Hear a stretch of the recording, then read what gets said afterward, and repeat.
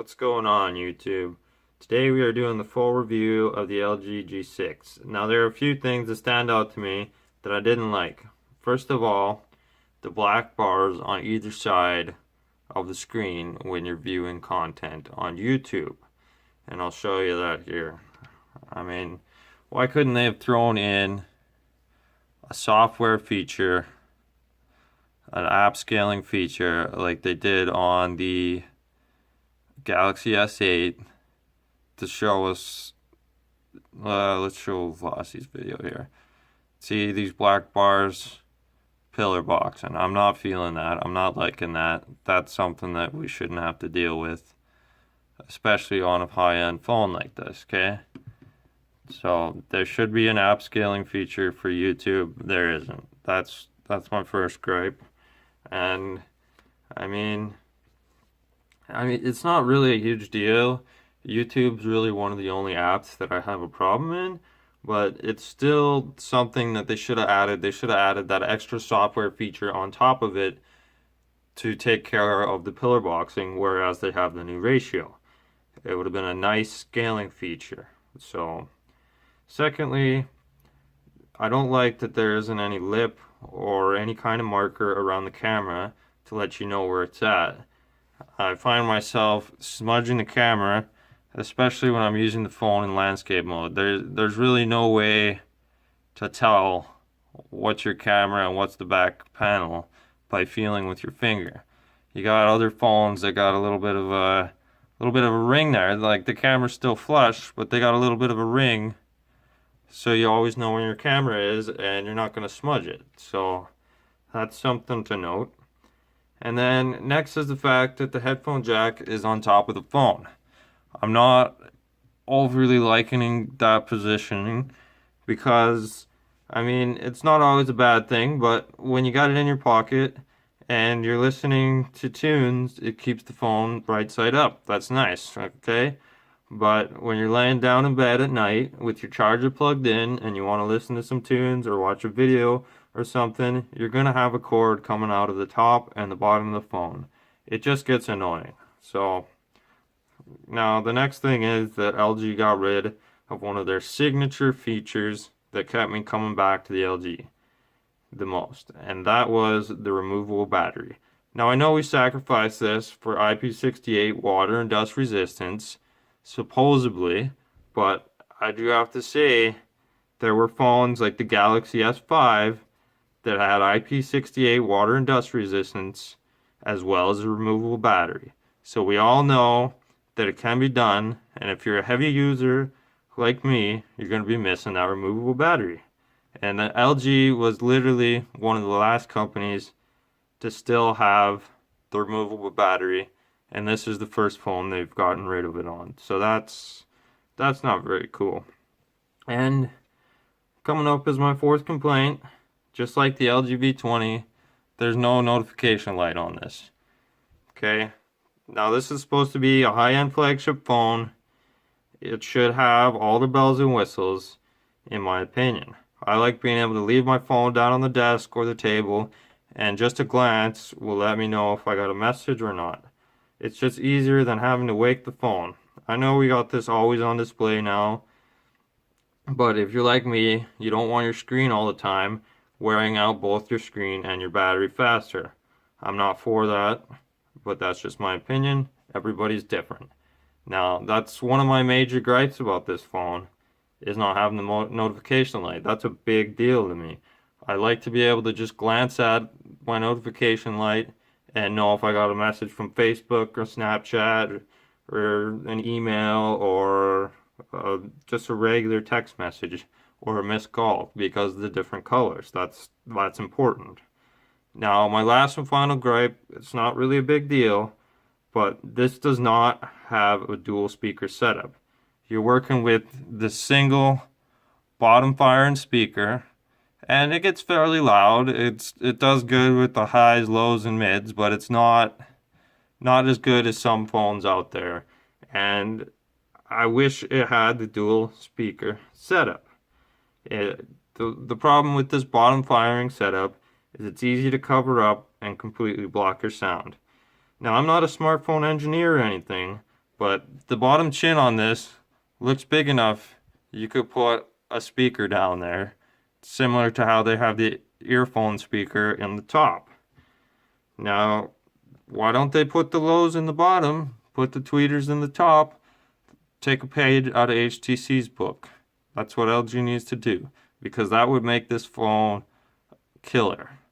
Okay, so, oh yeah, and I almost forgot to mention the mashup of Gorilla Glass on this sexy looking beast. It's got Gorilla Glass 5 on the back, which is sweet. We all want the best of the best, right? But then it takes a step down for the camera lens. The camera lens on this is actually Gorilla Glass 4. So that isn't always the best. And then on the front, we take a major loss with Gorilla Glass 3. And I don't quite understand this design choice, but Gorilla Glass 3 is weaker and easier to break, and the screen is what you're going to be using the most. The screen is the most important part of this phone, but they put the weakest material on it. Now, I don't know if this is some kind of cost-cutting, cost-effective maneuver on LG's part to lower the cost of the phone, but it doesn't really make sense. I've been watching a few videos on people that have just literally turned this phone over on the concrete and they get a big crack down their screen. They're not dropping it or anything. So that's something to be aware of. The screen's a little bit weak on this phone. And I'm not quite sure why LG did this. But, I mean, in my opinion, if I'm going to be spending big money on a smartphone, I want it to be made with the best materials out, especially for the screen. So, that is my last and final gripe of this phone. And we're going to get moving on to some good things. Now, even though I have what some would say are petty complaints, this is still one of my favorite phones out right now. We'll have to wait and see when I get the Galaxy S8 if that can best LG's best, which in the past the Galaxy phones always have, but LG's changed its game this year, especially with the superb build quality. It fits so solidly in your hand. Like this phone doesn't feel like it's going to slip out of your hand like the S7 Edge did last year. It felt quite slippery. It's one of those phones, the S7 Edge, you had to have a case on. I don't feel like I have to have a case on this except to protect the glass on the back. That's the only reason I would ever put a case on this. So, and I mean, it's not one of those phones you're always going to feel like you're going to drop. It's just solid. So, and the width and the height in the new 18:9 aspect ratio screen is just perfect for one-handed use with no shimmying required. Like, look at this. Boom, boom, top to bottom. I can get the whole screen in one hand, and I love that. Now, the phone does look a little thick with those blocky edges, but let's be honest, sometimes a little thick is better with those. Hold on. Sometimes a little thick is better because that accounts partially for how well this fits in the hand. Another reason for the great hand feel is the sides of the phone are chamfered towards the top from the back, so that gives it a nice wedged fit into your hand. It's almost wedge shaped on the sides, so that's always nice. Now, however slight the angle is, it definitely makes a big difference for the grip that you have on the phone. This little, the way they got the edge going towards the front. That's a really neat design choice, and it works very well for making the phone more solid in your hand. And it's also nice to see LG jump on the glass-backed hype train, whereas these are the best looking phones and they're usually the most sought after. This choice and design change also brings some functionality to the table in the fact that the LG G6 now supports, you guessed it, wireless charging. In North America only. Now, in Korea, in the Korean markets, it gets a hi-fi quad DAC and 64 gigs of storage, but they don't get the wireless charging. So, I mean, there's kind of a win-lose problem here because we're missing out on the hi-fi DAC and the higher storage options. So that's not exactly the best, but I mean, I would have gladly opted for the larger storage option and the hi-fi DAC on this phone because 32 gigs seems kind of subpar in 2017 for a high-end flagship phone. Although LG did opt to give us micro SD card expansion, which can go up to 2 gigs, but at the moment that doesn't exist. The largest micro SD card I have ever found is 256 gigs. So this is a decent future proofing method on LG's part. This phone, however, has quite a myriad of impressive specs. It's touting a 5.7-inch 18:9 2880 by 1440 IPS LCD display, which if you didn't know any better, you would think that this is an AMOLED panel. Like, it's got very rich, deep blacks, and the colors are vibrant and punchy. So it's much deeper and richer than your normal LCD panel. This is the best LCD panel I have ever seen. So they really did a good job with this. And I mean, they got high-end specs driving this. So this gorgeous display is driven by an Adreno 530 GPU clocking in at 652 megahertz. This renders some of the most intense 3D games without so much as a stutter or a hiccup. But of course it can't all be driven by the GPU, we all know that. We also have a Snapdragon 821 quad-core CPU clocking in at a staggering 2.34 gigahertz. This is a big dot little architecture chipset, meaning that there are 2 cores running at the 2.3 gigahertz extreme performance is needed. So let's say I'm on here, I'm playing around, I want to play a game. Let's go into, I don't know, Asphalt Extreme. We'll check this out. So it does charge in landscape mode wirelessly as well. It's just not as fast. So we'll get into this game a little bit here. Show you what's going on. I got my daily prize claim. That's always nice. They got a decent soundtrack on this game. So let's just show you some of this 3D performance I'm talking about. Like, I have seriously enjoyed how this game plays, how this phone plays games. It's just amazing. Top of the line. It's even better than the LG V20, but that's because of the upgrade from the Snapdragon 820 to the Snapdragon 821. I mean, it's the same GPU, but look at the graphics on this. Just amazing. Absolutely amazing. You don't see any stutters or drop frames. Everything's smooth. So, it's pretty sweet. It's definitely not something I'm complaining about. And they really did a good job. And the phone doesn't get too hot when you're playing those kind of games. So that's also nice to know. Alright, so no hiccups, bugs, or stutters in this new LG UX 6.0. It's buttery smooth.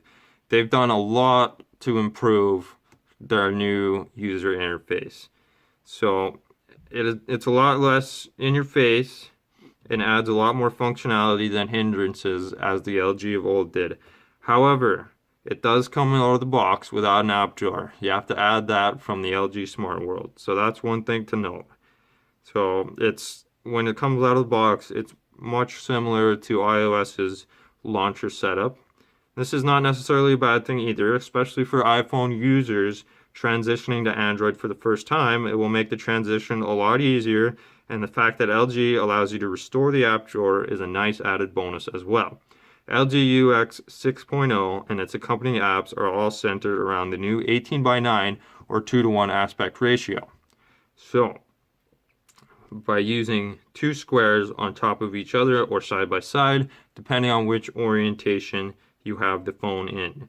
One perfect example is the new square camera. So we'll head over to our square camera and we'll check that out. It's a little hard to find sometimes. So I believe you can get to it by the mode, and I am mistaken. Okay. Let's see. There it is, square. So this is your square camera settings. So you got snapshot, match shot, grid shot, and guide shot. Okay, so when you take a picture with your square camera, you immediately get a preview of the picture you just took in the square beside it. So that's awesome. That's a nice step that LG has taken for this. And I mean, this square, two squares on top of one another aspect ratio, it's sweet. You can't beat it. I mean, except for the black bars you get on YouTube and some apps, but I haven't had any problems with other apps because there is scaling features for the other apps. It's only YouTube that's not working properly at the moment. So this new LG launcher is all laid atop Android 7.0 Nougat. So you get your standard Nougat notification shade. You guys all saw that already. So that's nice that they've got that going on. The Nougat, we're up to date there, which it should be. It's a high-end phone, right? So, and then in the settings, when you get it, it's going to be in tab view mode. So it's going to look like this, which is typical LG, but I always switch it back over to the list view mode, give me a little bit more of a standard Android setup. So that's what I go for, and that's the way I like it. Everybody's different. Everybody's got their own preferences on how they want their phone set up, and that's the nice thing about Android. You can set it up any way you want. Now, the next thing we need to take a look at is the connectivity and network capabilities of the LG G6. And I must say these are rather impressive also. It, however, won't be able to capture the gigabit speeds like the Galaxy S8 can, and this is due to the older chipset, namely the Snapdragon 821 over the Snapdragon 835 that the Galaxy S8 has. So that's one thing to note, although this did come out before the Galaxy S8. Now, this is definitely one fast internet beast of a phone. Rarely do I have to wait for a page to load online, and online multiplayer games play without a stutter. It is 4G LTE capable, and it has the newer Bluetooth 4.2, but it's still lacking Bluetooth 5.0. So you won't be able to hook up two sets of Bluetooth devices at the same time. So it also includes NFC, so you get your Android Beam and your Android Pay, which is always nice. Call quality has been nothing short of excellent, and the other person I'm talking to is generally impressed with the clarity of my voice, even in crowded and noisy situations. There are some perks that LG has thrown into the mix this year to amp up the G6 experience even more, and that is the LG G6 game collection. So I'll show you that here. You got to go into your LG Smart World, and this isn't a very well optimized app. We all know this. It takes a while to load up the LG Smart World, but it does add some added software features to your LG G6. So when you're using this, it's awesome. You get your themes here, you get all that good stuff. But today we're just going to show you the LG G6 game collection. So when you first open up your Smart World, you'll see this on the top. LG G6 users can get game items worth up to a total of $200. So you click on that, and it'll come up with a list of all the free games with in-app purchases. They're free in-app purchases that you get with this phone. So, and then like I said, it's the Smart World. It's a little slow. It's not very well optimized. So this is pretty sweet. It includes some high-end, like popular game titles, top titles. So it's got Temple Run 2, Spider-Man Unlimited, Crossy Road, Genies and Gems, Cookie Jam, and SimCity Build It. And they all come with free in-app purchases, which is awesome. So this is taking a little bit. The internet's a little slow today also. We're having a bit of rain out here in Nova Scotia. So that's one thing we got to deal with every now and again. But there it goes. Okay, so you see Temple Run 2, you get a vault of coins, you get a whole whack load of stuff on Spider-Man Unlimited, Crossy Roads, the Deluxe figurine bundle. You get the idea. You get a bunch of perks when you buy this phone, which is nice. It's kind of like when you bought your Google Pixel and you got all those added perks like Google Play Music and unlimited drive storage and things like that. Well, LG is trying to step their game up and give us some of those perks. So that's nice. Now, while we're on the topic with games here, I do have to say that any game that I have thrown at this handset has performed extremely well, and only the most intensive games, such as Modern Combat 4 and 5, have ever dropped a frame. However, if you're playing games like Asphalt, which I just showed you, or even Marvel's Future Fight, they will play smoothly without a hitch. So now comes that bit about battery life, because whether you're slaying enemies in Modern Combat or trying to get a new high score on Temple Run, you don't want your phone to die. This one won't. I've consistently got over 7 hours of screen on time with this phone, and I'll show you. I take a screenshot every night ever since I've had this phone of how long the battery has lasted, just to show you, because I'm extremely impressed with this. And it's probably the best screen on time I've got of any phone. So this one, 7 hours, 25 minutes, 45 seconds. I still had 9% battery. Yeah, you can't see the battery level on this, but 7 hours, 33 minutes, 49 seconds. 7 hours, 46 minutes, 7% battery left. 7 hours, 1 minute, 3% battery left. You guys get the picture. Consistently over 7 hours of screen on time. I mean, it's just amazing. I've never had a phone that'll get me that much screen on time. So that's something that's absolutely amazing. Now, next, this battery charges extremely fast. The 3300 milliamp hour battery is no slouch. I mean, it's absolutely awesome. It charges very quickly, whether you're charging with a cord or wirelessly. It can go from 0 to 100 in little more than an hour and a half. That's amazing. So the G6 has Quick Charge 3.0 built in, utilizing the USB Type-C standard, which is a wonderful step forward from the micro USB of old. The dual camera setup on this phone is nothing short of amazing as well, with the standard 71-degree sensor and the wide angle 125 degree sensor. So this is your standard sensor, this is your wide angle sensor. Or vice versa. This is the standard, this is the wide angle, because this one has the optical image stabilization. So that's nice. And I wish the wide angle had optical image stabilizations, but I see why that won't work, because it's catching so much more. You're going to see when it's optically image stabilizing. When it's optically stabilizing, you'll see that in videos. So that's why they can't put in optical image stabilization on the wide angle sensor.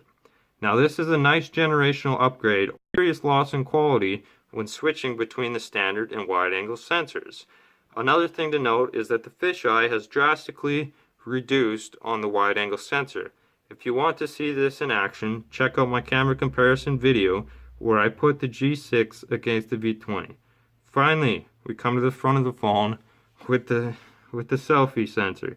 It comes in at 5 megapixels with a wide angle of 100 degrees to get you and all your selfie-loving freak friends in a single shot. Personally, I never used the front-facing camera, but those of you who are selfie freaks will love this front-facing camera. It is excellent. Overall, this is an excellent phone, and it is at least $100 cheaper than your Galaxy S8, depending on where you pick it up. This is the best phone for someone who wants to be balling on a budget. Even though this is still an expensive phone, it is a better bang for your buck than an S8 or S8 Plus, in my opinion. Let me know down in the comments what you think of the LG G6. Would you go for the G6 over the S8? I personally did, but I will still be getting the S8 to do reviews on it and whatnot. One thing to note, it is a glass phone. It does produce fingerprints like any glass phone. So thank you for watching, and we will catch you on the next one.